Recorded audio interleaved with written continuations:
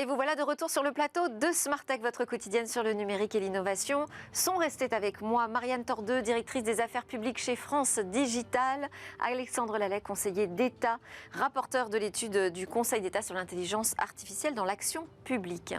On a parlé ensemble des 10 ans de France Digital, on a parlé de la numérisation des services publics. Il est l'heure de parler du piratage, important piratage d'Uber et des leçons à en tirer avec Hervé Lejouan. Bonjour Hervé Lejouan. Vous êtes, je le rappelle, le fondateur de Advisory et aujourd'hui, ce qui vous intéresse dans ce piratage d'Uber, c'est quelles leçons on peut en tirer. Alors déjà, rappelons ce qui est arrivé là, en fin de semaine dernière. Alors, ce qui est arrivé, c'est que le 16 septembre, la direction d'Uber a reconnu avoir été victime d'un incident de sécurité. Les premières informations dont nous disposons indiquent que c'est un hacker de 18 ans qui s'est introduit dans le système d'information d'Uber. Et ce, en utilisant une approche d'ingénierie sociale, donc c'est assez simple, c'est-à-dire qu'il a contacté un employé d'Uber via un SMS en se faisant passer pour un membre de l'équipe de sécurité. Et cet employé, à la demande du hacker, lui aurait communiqué l'identifiant et le mot de passe d'accès au réseau privé virtuel d'Uber, donc le fameux VPN. Et à partir de ce moment, le hacker a pu naviguer dans tout le réseau interne Uber et découvrir rapidement les scripts dont l'un contenait malheureusement l'identifiant et le mot de passe d'accès à un compte administrateur sur un système très sensible. Donc, et grâce à cet accès, il s'est ouvert les portes à tous les secrets d'Uber. Est-ce qu'on sait justement si le pirate a volé des données sur les chauffeurs, les utilisateurs d'Uber ?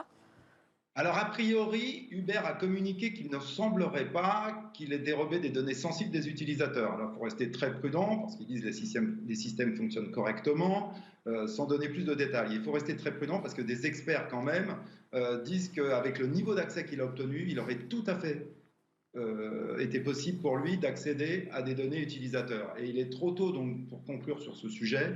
Mais une chose est certaine, c'est que cet événement va porter un préjudice très grave à Uber. Ouais, d'autant que je fais juste une petite parenthèse, pardon Hervé, je fais juste une petite parenthèse, que le contexte là, de l'attaque, c'est au moment où s'est ouvert justement aux États-Unis le procès d'un ancien responsable de la sécurité d'Uber, parce qu'il y avait eu une fuite de données qui n'avait pas été dévoilée. Tout à fait, oui. 57 millions de données utilisateurs en fait avaient été volées en 2016 et à l'époque Uber n'avait pas communiqué parce qu'il n'y avait pas de loi qui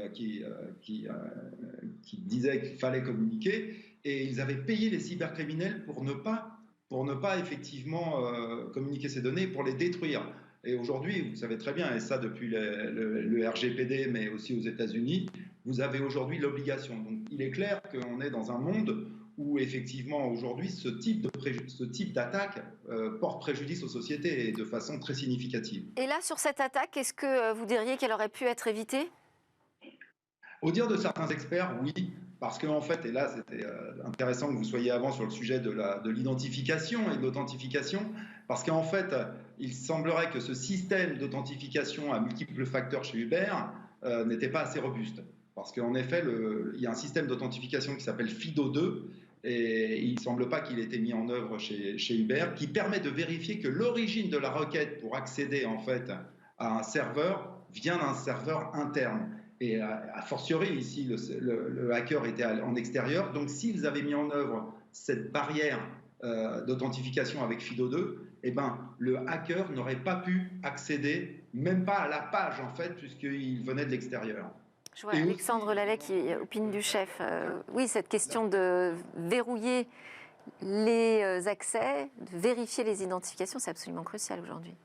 Oui, c'est absolument crucial. Alors, je ne m'aventurerai pas sur un terrain trop technique parce que ça me dépasserait mes compétences, mais ça me fait penser quand même à l'intérêt aussi que présente l'intelligence artificielle dans la lutte contre les attaques malveillantes, notamment pour la détection massive des flux de connexion dans lesquels vous pouvez, avec des marqueurs appropriés et des technologies adaptées, détecter des comportements suspects, des comportements que vous ne pourriez pas faire. On fait travailler plus de critères en fait d'authentification. Absolument, Ouais. ça, on peut croiser les flux et du coup détecter des anomalies grâce à l'analyse automatisée massive.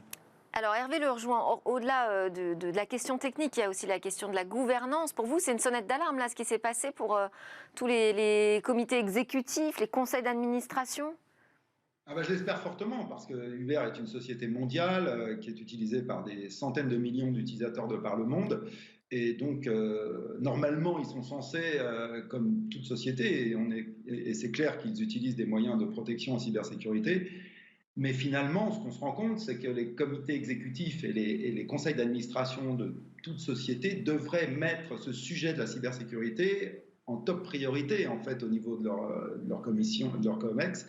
Pourquoi? Parce que ça ne concerne pas uniquement des experts en cybersécurité dans l'entreprise, ça concerne chaque employé. On voit bien que là, il est rentré en envoyant un SMS à un employé, donc c'est de la sensibilisation, c'est de la formation, c'est des processus effectivement qui permettent de se protéger pour protéger les actifs de l'entreprise, ses employés et ses clients.